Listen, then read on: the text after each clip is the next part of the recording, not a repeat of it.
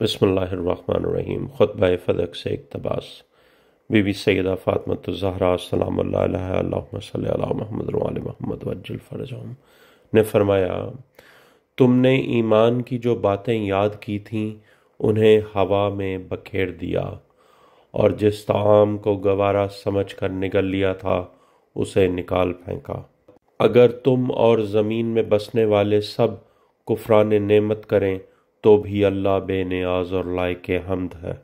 میں حجت تمام کرنا چاہتی تھی، تم اقتدار کے اونٹ کو سنبھالو، اس پر پالان کس لو، مگر یاد رکھو کہ اس کی پیٹھ مجروح ہے اور اس کے پاؤں کمزور ہیں، دائمی آر و ننگ اس کے ساتھ ہے، اور یہ اللہ تعالیٰ کے غضب کی نشانی ہوگی، اور ساتھ ابدی آر و ننگ ہوگا۔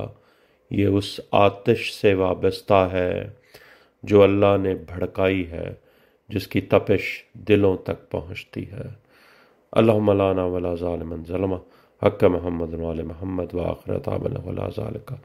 اللہم لانا الصحابۃ التی جاہدت الحسین علیہ الصلوۃ والسلام وشاعت وباعت وطابت لا قتلہ، اللہم لانہم جمیعا بے شمار۔